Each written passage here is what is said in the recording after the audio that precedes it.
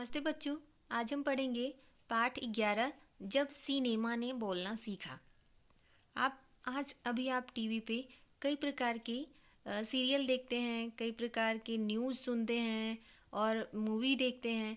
तो इन मूवीज़ अर्थात सिनेमा की शुरुआत हुई कब से और ये सिनेमा कैसे बनते थे, शुरुआत में किन परेशानियों का सामना करना पड़ा और फिर कैसे कैसे इस सिनेमा जगत का विकास हुआ, इस पाठ के माध्यम से बताया गया है।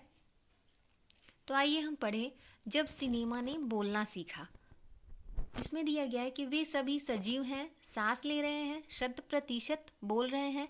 78 मुर्दा इंसान जिंदा हो गए, उनको बोलते बातें करते देखो। देश की पहली सवाक फिल्म आलम आरा के पोस्टर पर विज्ञापन की ये पंक्तियां लिखी हुई थी। 14 मार्च 1931 की वह ऐतिहासिक तारीख भारतीय सिनेमा में बड़े बदलाव का दिन था। इसी दिन पहली बार भारत के सिनेमा ने बोलना सीखा। हालांकि यह दौर ऐसा था जब मुख्य सिनेमा लोकप्रियता के शिखर पर थी। पहली बोलती फिल्म जिस साल प्रदर्शित हुई, उसी साल कई मुख्य फिल्में भी विभिन्न भाषाओं में बनी, मगर बोलती फिल्मों का नया दौर शुरू हो गया था। तो विज्ञापन के पोस्टर पे पहले क्या लिखा हुआ था कि वे सभी सजीव हैं, सांस ले रहे हैं, 100% बोल रहे हैं। 78 मुर्दा इंसान जिंदा हो गए हैं, उनको बोलते बातें करते देखो। ऐसा एक विज्ञापन छपा। पहली सवाक फिल्म मतलब बोलने वाली, सवाक बोलने के साथ जो फिल्म होती है, वो फिल्म थी आलम आरा, जो 14 मार्च 1931 को प्रसारित हुई थी। तो वह हमारे भारतीय सिनेमा का सबसे ऐतिहासिक और महत्वपूर्ण दिन था। इसके पहले फिल्में बनती थी, लेकिन मुख्य फिल्में अर्थात जिनमें आवाज़ नहीं होता था, मुख्य मतलब गूंगा, उसमें अभिनय होता था और इशारों से बताया जाता था, लेकिन क्या होती थी, बोली, उसमें ध्वनि नहीं निकलती थी। तो पहली सवाक फिल्म कौन सी थी? आलम आरा, जो 14 मार्च 1931 को बनी थी। पहली बोलती फिल्म जिस साल प्रदर्शित हुई, उस समय क्या है, विभिन्न भाषाओं में मुख्य फिल्में भी बनी हुई थी और उस समय मुख्य फिल्मों का दौर बहुत चमका हुआ था। मुख्य फिल्में भी बहुत चलती थी, लेकिन परिवर्तन तो होना ही था। परिवर्तन जब हुआ तभी तो आज सिनेमा जगत आगे बढ़ा। पहली बोलती फिल्म आलम आरा बनाने वाले फिल्मकार थे अर्देशीर एम ईरानी। वह बहुत महत्वपूर्ण है ये कि पहली बोलती फिल्म बनाने वाले फिल्मकार कौन थे? अर्देशीर ईरानी। अर्देशीर ने 1929 में हॉलीवुड की एक बोलती फिल्म शो बोट देखी और उनके मन में बोलती फिल्म बनाने की इच्छा हुई। उन्होंने शो बोट देखी, उन्होंने सोचा कि हिंदी फिल्मों को भी ऐसे बनाया जा सकता है। पारसी रंगमंच के एक लोकप्रिय नाटक को आधार बनाकर उन्होंने इस फिल्म की पटकथा लिखी थी। इस नाटक के कई गाने ज्यों के त्यों फिल्म में ले लिए गए। जो पारसी फिल्म थी सो बोट, उसके कई जो गाने हैं इस फिल्म में ज्यों के त्यों ले लिए गए थे। वही गाना इस फिल्म में भी लिया गया था। एक इंटरव्यू में अर्देशीर ने उस वक्त कहा, हमारे पास कोई संवाद लेखक नहीं था, गीतकार नहीं था, संगीतकार नहीं था, इन सब की शुरुआत होनी थी। अर्देशीर ने फिल्म के गानों के लिए स्वयं ही धुनें चुनी थी। तो फिल्म के संगीत में महज 3 वाद्य यंत्र थे, तबला, हारमोनियम और वायलिन। इसलिए इसका इस्तेमाल किया गया था, क्योंकि उस समय इतने वाद्य यंत्र हिंदुस्तान में नहीं थे, इसलिए इन तीनों वाद्य यंत्रों का प्रयोग किया गया था। आलम आरा में संगीतकार या गीतकार स्वतंत्र रूप से किसी का नाम नहीं डाला गया था, क्योंकि इसमें सभी ने मिलजुल के काम किया था। इस फिल्म में पहले पार्श्व गायक बने WM खान। पार्श्व गायक मतलब जो गाना गाता है, जो आप गायक बोलते हैं ना, पार्श्व मतलब पीछे से गाने वाला, वो सामने एक्टिंग करने वाला नहीं। तो वो कौन थे? WM खान। पहला गाना था दे दे खुदा के नागर देने की ताकत है। आलम आरा का संगीत उस समय डिस्क फॉर्म में रिकॉर्ड नहीं किया जा सका। फिल्म की शूटिंग शुरू हुई तो साउंड के कारण ही इसकी शूटिंग रात में करनी पड़ती थी, क्योंकि जब रात में सभी जगह शांति होती है, उस समय आज कई ऐसे कैमराज आ गए हैं, कई ऐसे वैज्ञानिक टेक्निक आ गई है जिसके द्वारा आप जो बैकग्राउंड जो साउंड होता है उसको म्यूट कर सकते हैं। तो लेकिन पहले ऐसा नहीं था, इसलिए रात को शूटिंग करनी पड़ती थी जब चारों ओर शांति होती थी। मुख्य युग की अधिकतर फिल्मों को दिन के प्रकाश में शूट कर लिया जाता था। इसलिए उन्हें शूट कर लिया जाता था क्योंकि मुख्य फिल्मों में आवाज़ सुनाई देना ही नहीं था, तो पीछे क्या आवाज़ आ रही है, क्या शोरगुल हो रहा है, इसका कोई फ़र्क नहीं पड़ता था। लेकिन जब सवाक फिल्म बनने लगी तो उसे रात को शूट किया जाने लगा। मगर आलम आरा की शूटिंग रात में होने के कारण इसमें कृत्रिम प्रकाश व्यवस्था करनी पड़ी। कृत्रिम प्रकाश व्यवस्था, एक दिन में जो होता है वो नेचुरल जो होता है, और रात में जो आर्टिफिशियल, वो प्रकाश की व्यवस्था करनी पड़ी, लाइट्स लगानी पड़ी। यहीं से प्रकाश प्रणाली बनी जो आगे फिल्म निर्माण का जरूरी हिस्सा बन गई। क्योंकि रात में अगर शूटिंग होगी तो रात को तो सनलाइट होगा नहीं, तो हमें क्या करना पड़ेगा, कृत्रिम प्रकाश की व्यवस्था करनी पड़ेगी।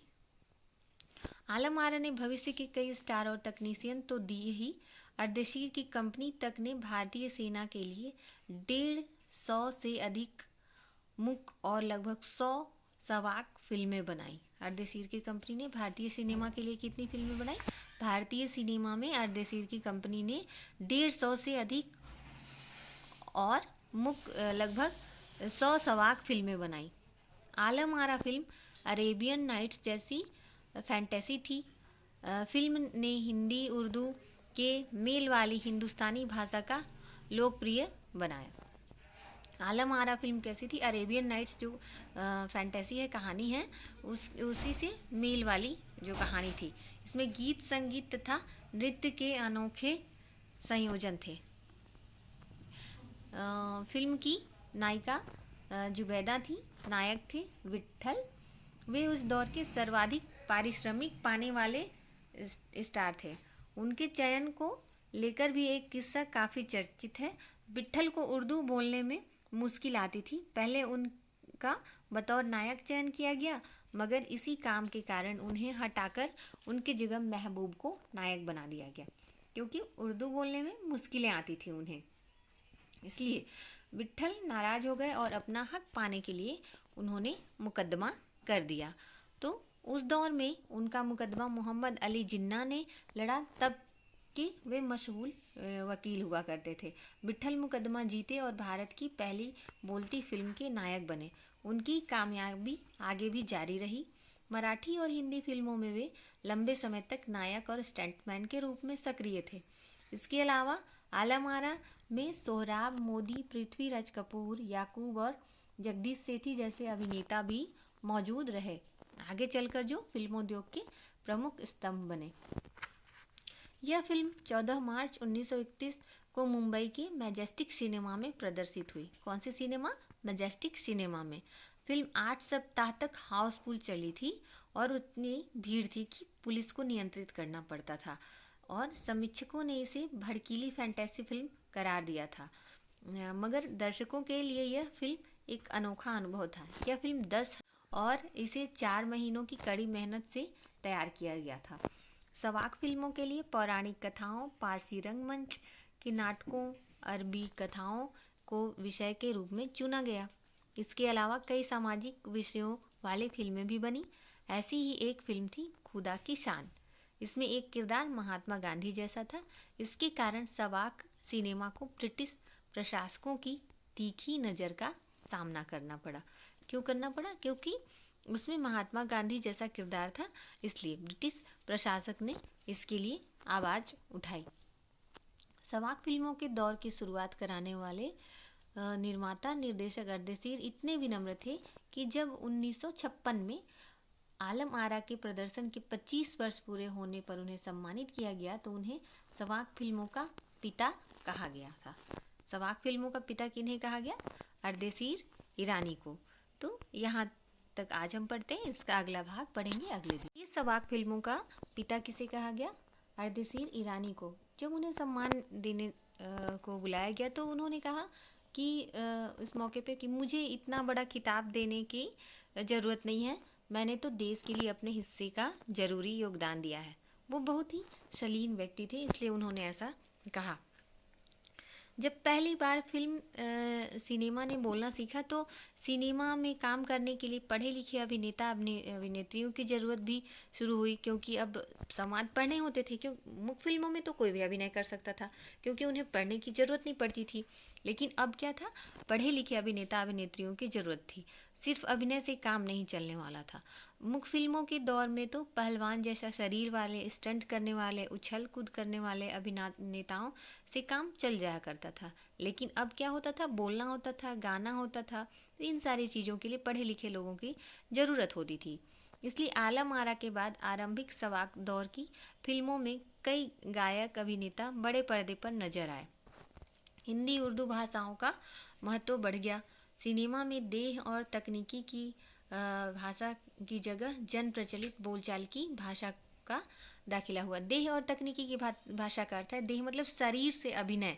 मुख्य फिल्मों में शारीरिक अभिनय अधिक होता था और तकनीकी की भाषा मतलब म्यूजिक जो डाला जाता था वो। लेकिन ऐसा क्या हुआ कि अब जब सवाक फिल्में बनने लगी तो पढ़े लिखे लोगों की ज़रूरत होने लगी। एक तरह की नई आज़ादी थी जिसे आगे चलकर हमारे दैनिक और सार्वजनिक जीवन का प्रतिबिंब फिल्मों में बेहतर होकर उभरने लगा। अभिनेता अभिनेत्रियों की लोकप्रियता का असर उस दौर के दर्शकों पर भी खूब पड़ रहा था। माधुरी नाम की फिल्म में नायिका सुलोचना की हेयर स्टाइल उस दौर में औरतों में लोकप्रिय हुआ। आप लोग अभी भी देखते होंगे कि साधना कट बाल एक चलता है, तो साधना जो पुरानी हीरोइन थी तो उनका जो हेयर स्टाइल है अभी भी चलता है।